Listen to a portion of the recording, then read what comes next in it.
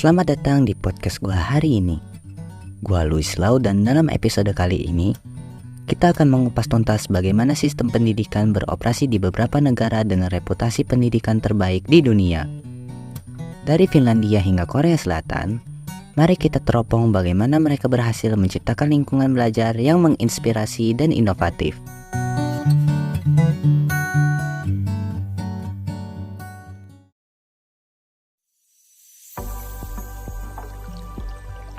Di seluruh penjuru dunia, terdapat beberapa negara yang dikenal memiliki sistem pendidikan terbaik. Negara-negara ini berhasil menciptakan lingkungan pembelajaran yang mendukung perkembangan potensi anak-anak mereka, serta memberikan fokus pada inovasi dan penelitian. Berikut adalah negara-negara dengan sistem pendidikan terbaik di dunia.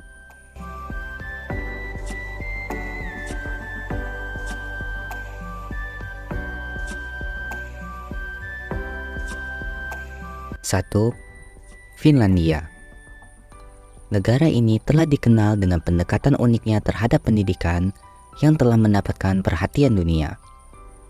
Salah satu hal yang paling mencolok adalah fokus pada kesetaraan. Di Finlandia, setiap anak memiliki akses ke pendidikan berkualitas tanpa memandang latar belakang ekonomi atau sosial mereka. Tidak ada ujian masuk atau sistem peringkat di sekolah dasar.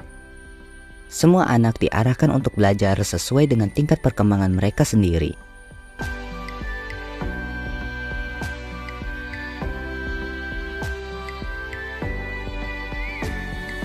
Selanjutnya, Finlandia menekankan peran guru.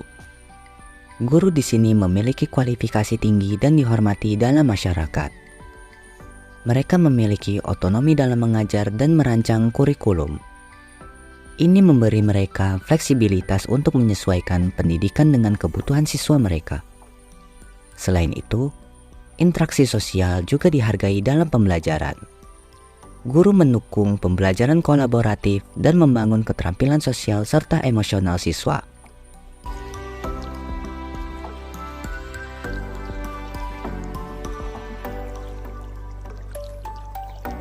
Metode pengajaran di Finlandia juga mencerminkan pendekatan inovatif. Pelajaran yang lebih pendek dan istirahat yang lebih sering diterapkan untuk menjaga konsentrasi siswa. Kurikulum berfokus pada pemahaman konsep daripada menghafal, dan pembelajaran praktis serta kreativitas didorong. Selain itu, penilaian berbasis formatif lebih diutamakan daripada ujian standar.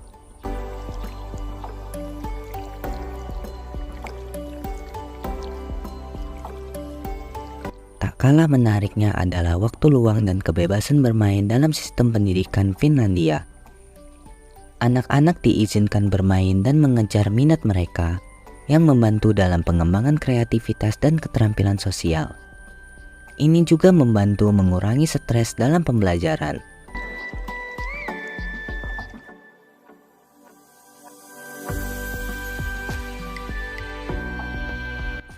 Sistem pendidikan Finlandia telah memberikan hasil yang mengesankan.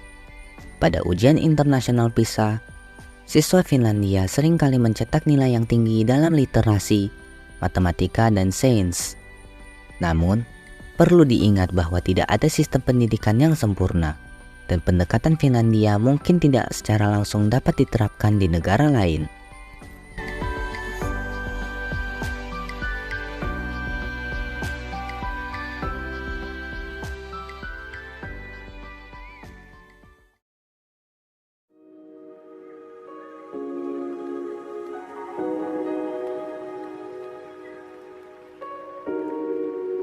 Kedua, Jepang.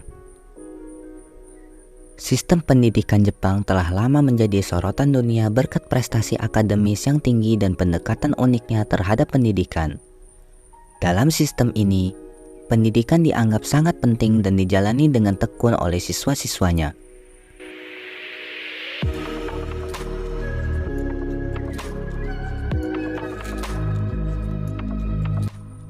Pendekatan pendidikan di Jepang didasarkan pada prinsip-prinsip seperti disiplin, tanggung jawab, dan kerjasama. Salah satu ciri khasnya adalah upaya untuk menciptakan lingkungan yang meratakan perbedaan sosial. Di banyak sekolah, seragam adalah hal yang umum, dan ini mendorong rasa persamaan di antara siswa.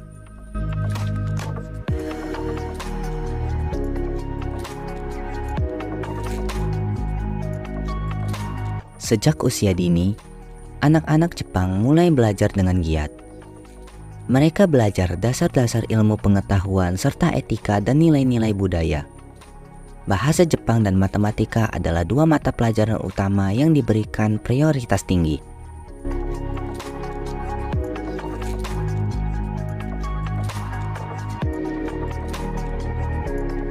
Salah satu fitur menarik dalam sistem pendidikan Jepang adalah Sukatsu, atau persiapan untuk kehidupan setelah sekolah. Di tahap akhir sekolah menengah, siswa akan fokus pada persiapan untuk masuk ke universitas atau memasuki dunia kerja. Mereka akan belajar tentang keterampilan yang diperlukan untuk menghadapi dunia nyata, seperti wawancara kerja dan etika profesional.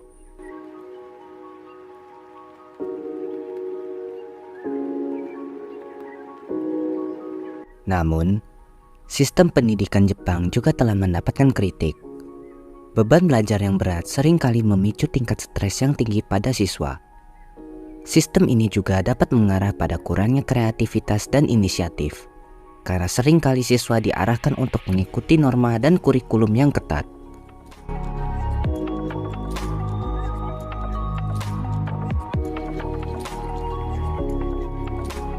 Tetapi, perubahan sedang terjadi. Pemerintah Jepang berusaha untuk merombak sistem pendidikan dengan menekankan lebih pada kreativitas, inovasi, dan keterampilan berpikir kritis. Ini adalah langkah menuju pendidikan yang lebih seimbang antara prestasi akademis dan perkembangan pribadi.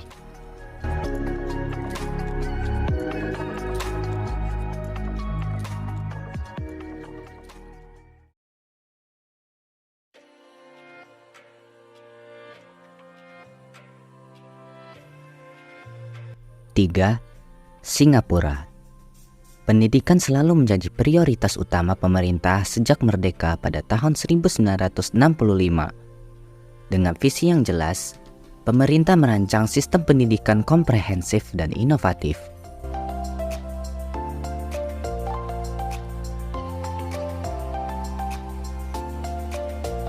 Sistem pendidikan Singapura terdiri dari beberapa tahap: taman kanak-kanak, sekolah dasar, menengah pertama, dan menengah atas.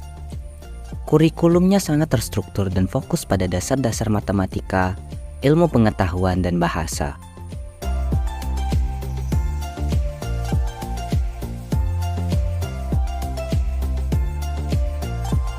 Keberhasilan pendidikan Singapura tak lepas dari beberapa faktor penting.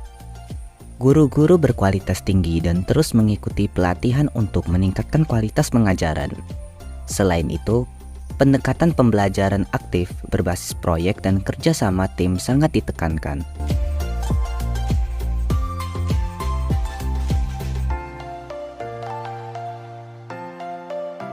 Sistem pendidikan Singapura juga dikenal karena mendorong pengembangan kemampuan berpikir kritis dan analitis. Siswa diajarkan untuk bertanya, menganalisis, dan menemukan solusi kreatif atas masalah yang dihadapi.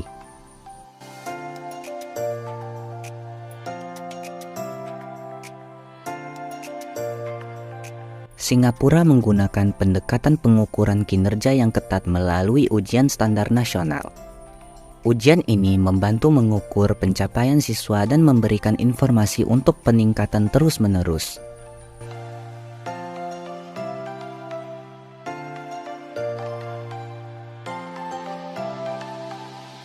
Namun, seperti semua sistem pendidikan, ada juga tantangan dan kontroversi. Beban kerja yang tinggi bagi siswa seringkali jadi sorotan. Ada juga kritik terhadap dampak stres dan kurangnya ruang bagi kreativitas.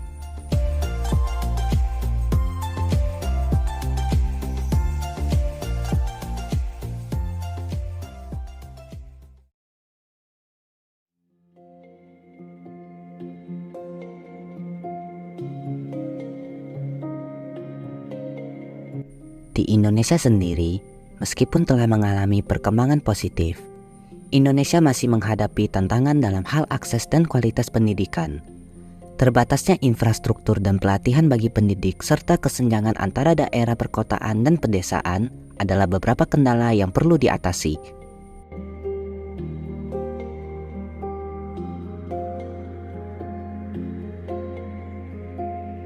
Di sisi lain, negara-negara maju seperti Finlandia, Jepang, dan Singapura yang memiliki sistem pendidikan yang diakui secara global, mereka fokus pada pendekatan yang lebih interaktif, penekanan pada penerapan praktis, serta memberi kebebasan kepada siswa dalam pengambilan keputusan terkait pendidikan mereka. Kurikulum yang relevan dengan dunia nyata dan penilaian berbasis keterampilan juga menjadi ciri khas sistem pendidikan di negara-negara maju ini.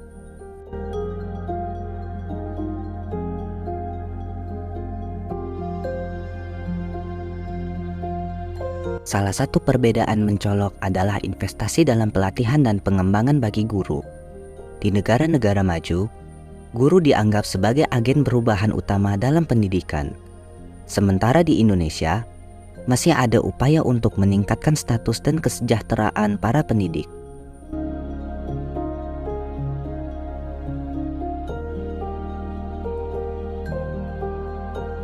Namun, kita juga perlu mengakui langkah-langkah positif yang telah diambil oleh Indonesia, seperti peningkatan akses pendidikan melalui program beasiswa dan inisiatif teknologi pendidikan.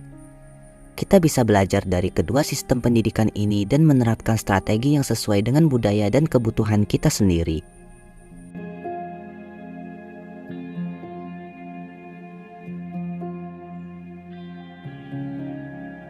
Terlepas dari perbedaan, tujuan akhir dari sistem pendidikan baik di Indonesia maupun negara-negara maju tetap sama, yaitu memberi kesempatan yang adil bagi semua individu untuk mengembangkan potensi mereka dan berkontribusi pada masyarakat global.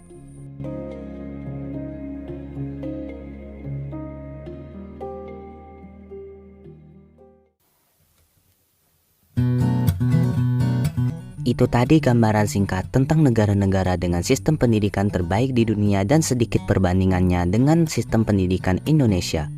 Terima kasih telah mendengarkan podcast ini dan sampai jumpa di episode selanjutnya.